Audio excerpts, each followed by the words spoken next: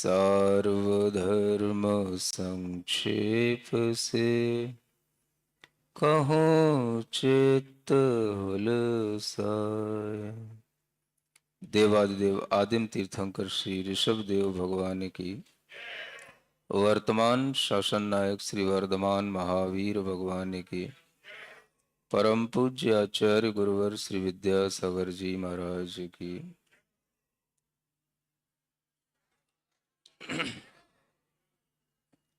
नई छेड़ाला के माध्यम से आप सभी लोगों को द्वितीय ढाल के कुछ छंदों को अर्थ सहित पढ़ते हुए व्यवहार और निश्चय सम्यक दर्शन के बारे में बताया जा रहा था। जो सम्यक दर्शन हमारी आत्मा का गुण है, उस गुण की प्राप्ति कितने तरीके से होती है और वह गुण हमारी आत्मा को कैसे निर्मल बनाता है,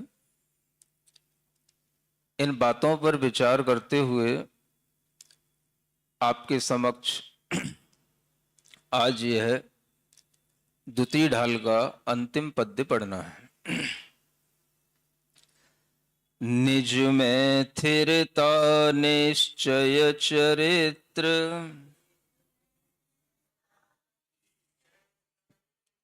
तीनों एक संग न भिन्न मित्र, इस विधि द्वय विधि जो मोक्ष मार्ग, क्रम क्रम तै साधो भव्य जाग।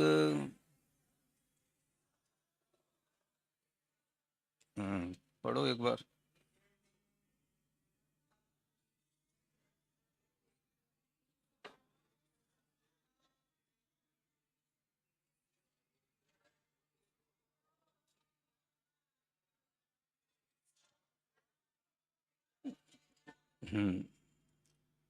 निज में स्थिरता निश्चय चरित्र। आपको निश्चय सम्यक दर्शन और निश्चय सम्यक ज्ञान की बात ऊपर के छंद में कही थी और उसी क्रम में यह निश्चय चारित्र की बात आती है। यह भी कहा था कि जहां पर निश्चय होता है वहां पर सब कुछ एक हो जाता है, एक के लिए होता है, एक में मिल जाता है। क्या कहा?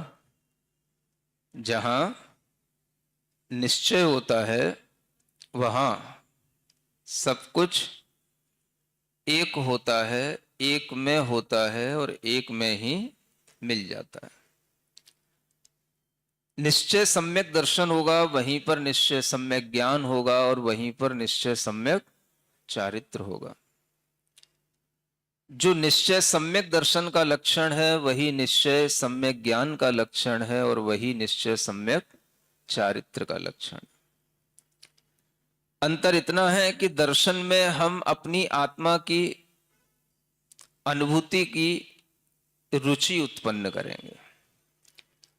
जब निश्चय सम्यक ज्ञान की बात आएगी तो हम उस अनुभूति को जानेंगे और जब निश्चय सम्यक चारित्र की बात आएगी तो हम उस अनुभूति में ठहरेंगे, रमेंगे। निज में स्थिरता आना, यही हमारा निश्चय चारित्र कहलाता है। जब तक हम व्यवहार में रहते हैं हमारे साथ अनेक भेदों के साथ सम्यक दर्शन भी चलता है, सम्यक ज्ञान भी चलता है और सम्यक चारित्र भी चलता है। निश्चय में सब कुछ एक आत्मा के लिए होता है, एक आत्मा में ही सब कुछ घटित किया जाता है। 8 अंगों का भी जो वर्णन आपने सुना, निशंकित निकांक्षित आदि, ये व्यवहार से भी होते हैं और ये निश्चय से भी होते हैं। जो व्यवहार सम्यक दर्शन के लक्षण है वो रत्कर्ण श्रावकाचार में लिखे हैं। अलग अलग भावों में, अलग अलग श्लोकों में। और जो निश्चय सम्यक दर्शन के ये 8 अंग हैं, उनके जो लक्षण है वो समय सार जी में निर्जरा अधिकार में लिखे हुए हैं। वो भी 8 गाथाओं में अलग अलग लिखे हैं। सुन रहे हो? आपसे ये भी कहा था कि जो सम्यक दर्शन के निशंकित अंग हैं, निकांक्षित हैं, निर्विचिकित्सा, मूढ़ दृष्टि, ये तो अपने लिए होते हैं, अपने में स्वाश्रित हो जाते हैं। लेकिन ये भी अगर देखा जाए तो ये सब व्यवहार की दृष्टि से कहीं ना कहीं देवशास्त्र गुरु से संबंध रख करके होते हैं, इसलिए व्यवहार है।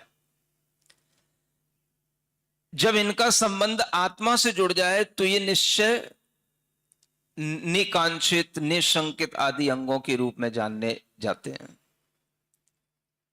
निश्चय में अपनी आत्मा में निशंक होना, अपनी आत्मा के ही गुणों की आकांक्षा करना, अपनी आत्मा में उठने वाले कर्मजन्य जो भाव हैं उनमें कोई भी ग्लानि नहीं करना, ये निश्चय निर्विचिकित्सा अंग है। अपनी आत्मा में उठने वाले राग द्वेष मोह आदि भावों में मूढ़ नहीं होना, ये निश्चय अमूढ़ दृष्टि अंग है। सुन रहे हो?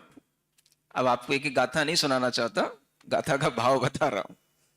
समय सार में इन 8 अंगों को निश्चय के रूप में जब व्याख्यायित किया तो इस तरह से किया। इसी तरह से उपगुहन करना, तो आचार्य कहते हैं जो सिद्ध भक्ति जुत्तो उपगुहन गोदु सब धम्माणम, जो सिद्ध भक्ति में जुड़ गया वो उपगुहन अंग से जुड़ गया। माने सिद्ध भक्ति में अपना मन लगाना, सारी चीजों को छोड़ देना,